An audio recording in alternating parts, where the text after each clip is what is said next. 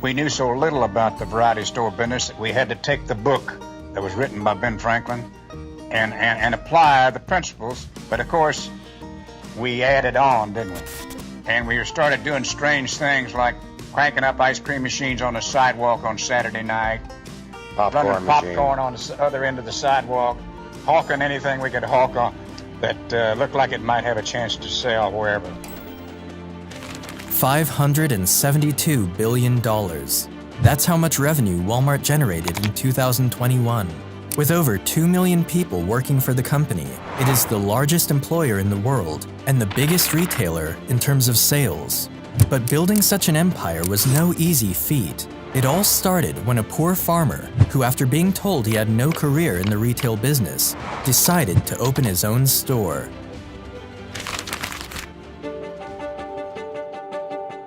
Sam Walton was born on the 28th of March, 1918, in Kingfisher, Oklahoma. His father, Thomas Walton, was a farmer, but the farm wasn't generating enough money to provide for his family. Because of this, the family traveled around the country looking for greener pastures, moving from one state to another until they finally settled in Columbia, Missouri. Around this time, Sam had become a teenager. He helped the family by working a variety of small jobs and watched how his father survived by turning a small profit on each business deal he made. He also watched his mother start up a fairly successful milk business that involved him milking cows and delivering the milk to customers in the neighborhood after his football practice. His parents taught him the value of hard work and also just how much work it took to make a single dollar. But things weren't great at home for Sam. His father, Thomas, was almost never with the family, as he was always on the road trying to make extra money where he could. Because of this, Thomas's relationship with his wife worsened every year. In fact, in his autobiography, Sam described his parents as the two most quarrelsome people to ever live together. To escape the troubles at home, Sam engaged himself in sports, joined the Boy Scouts, and took several leadership roles that kept him busy. Sam graduated from David H. Hickman High School in 1935 and decided to attend the University of Missouri to take his first steps into the business world. While in school, he worked many odd jobs to support himself, including delivering newspapers and waiting tables in exchange for meals. Upon his graduation in the spring of 1940, Sam would get his first taste of the retail industry. He got himself a job as a sales trainee at JCPenney, which back then was just a small shop in Des Moines, Iowa. His starting pay was $75 a week. But this job did not go smoothly for Sam, and he was seen as one of JCPenney's worst employees. One thing counting against him was that his bookkeeping was terrible because he hated making his customers wait while he fussed with paperwork. As a matter of fact, Sam's boss threatened to fire him at one point, and even told him that he had no career in the retail business. The only thing that saved Walton was his gift for salesmanship, which earned him an extra $25 a month in sales commissions. When the Second World War reached America in 1941, Walton was eager to play a role in it. He quit his job the following year and joined the U.S. Army. The Army recognized Sam's natural leadership skills and selected him to become a member of the military's intelligence corps, where he rose to the position of captain. The military stationed Sam in Oklahoma in April of 1942, where he met his future wife, Helen, and after a short period of dating, they got married on Valentine's Day in 1943.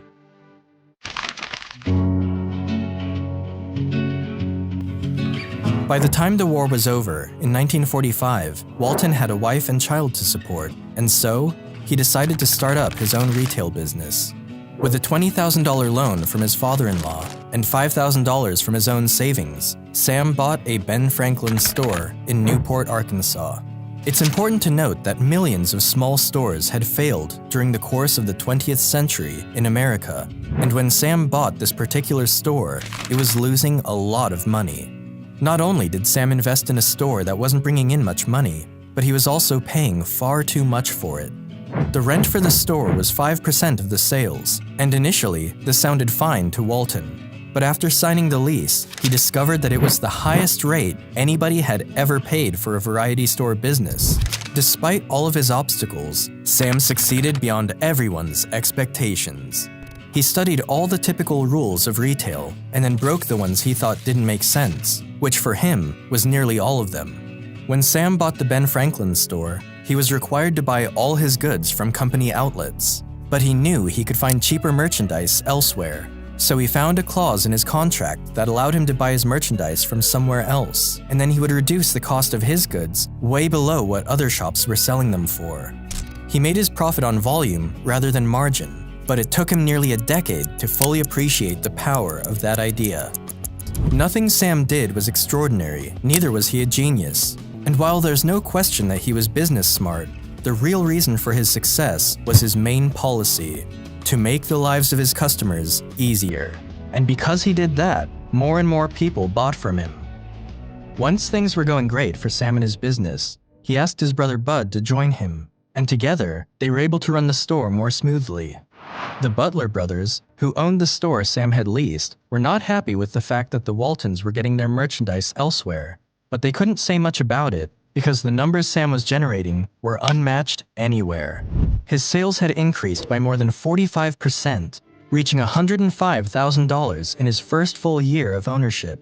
The following year, the number increased again to $140,000, and by the third year, his sales increased by another 25%, reaching $175,000. After only 3 years in the business, Sam was able to repay the $20,000 loan his father-in-law gave him in full. And 2 years later, Sam had become the leading variety store owner in Arkansas, and likely in the neighboring states as well. But the truth is, it wouldn't matter anyway, because the business was destined to fail.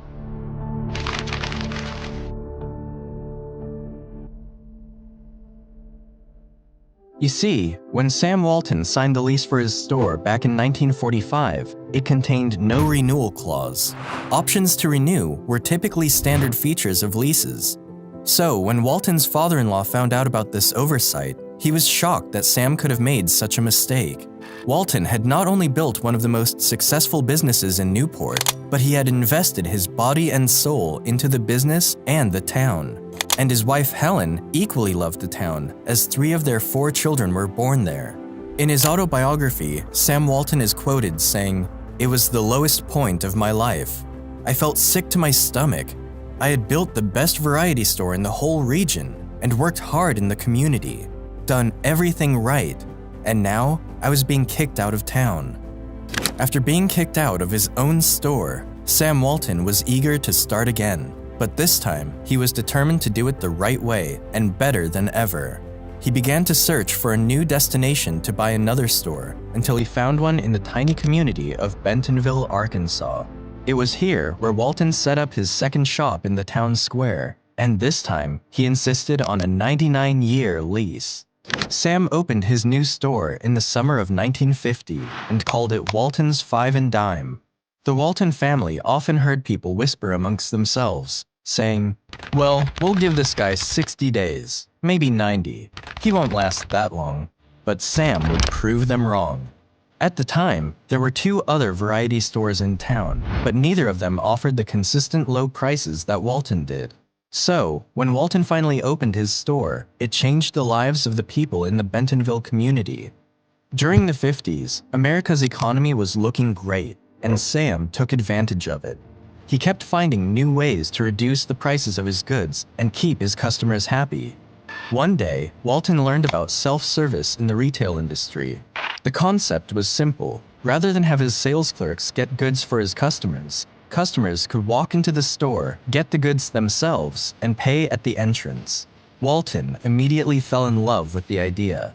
This meant he could have fewer employees and further reduce the cost of his goods. Not only did this new trick work perfectly, but it also tripled his income in less than a year.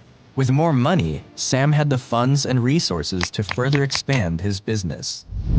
For the next few years, Sam went on to open one store after another, and by the end of the 1950s, Walton was a proud owner of 15 stores, which he had acquired using borrowed money and profits from his stores. But Sam still felt that he wasn't making as much profit as he should for the kinds of work he was putting into his business. So, he decided to adopt a new strategy, and this new strategy would change everything.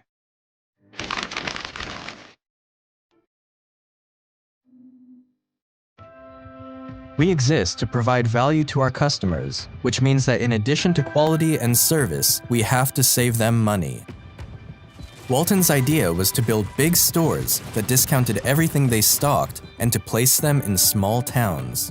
By dramatically slashing his prices, he would undercut his competitors and make up the difference in price through a higher volume of sales. This idea was already being practiced across the country, but the difference was that the discount stores tended to be small and were located in the cities, and most of them only offered discounts for specific items, not their entire stock.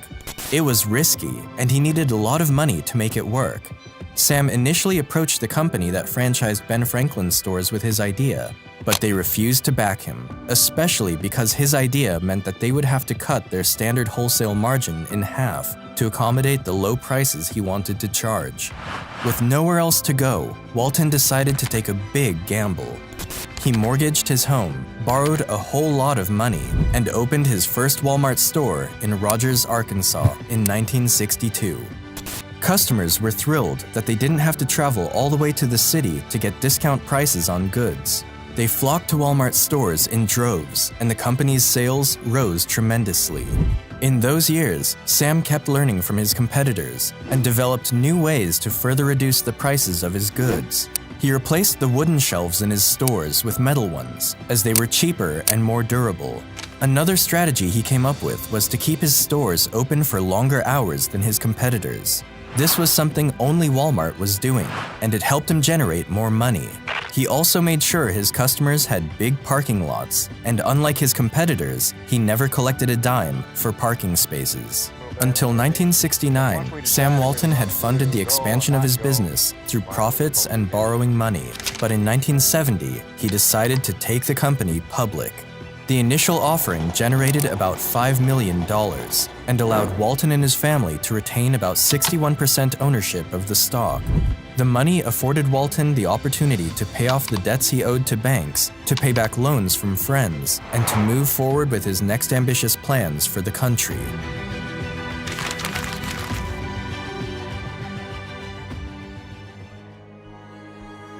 Between 1970 and 1971, Walmart added 6 more stores, followed by another 13 stores in each of the next 2 years, then 14, and then 26. By the end of 1980, Walmart had a total of 276 stores, and from then on, they were opening about 100 stores per year.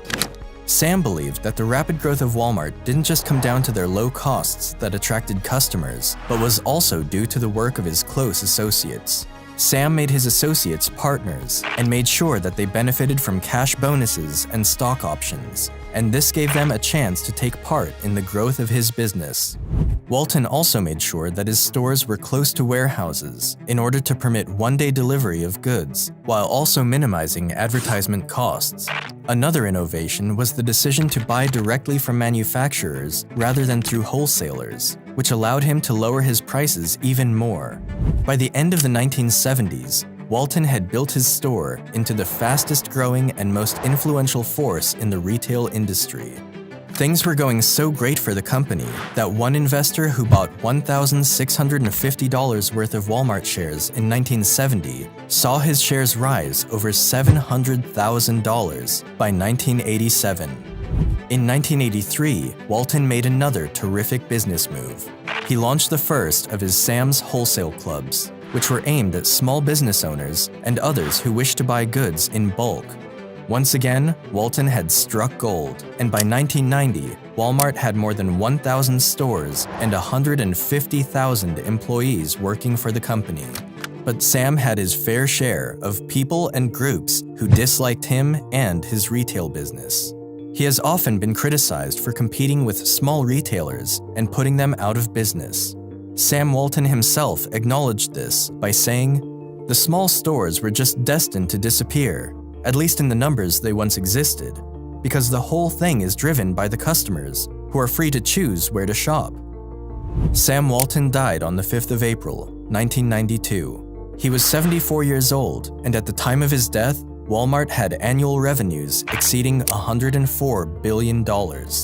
Today, Walmart has grown to over 10,500 stores and generates well over $500 billion in revenue per year. That's all for today. Hope you enjoyed the video, and don't forget to like and subscribe. Until then, I'll see you next time.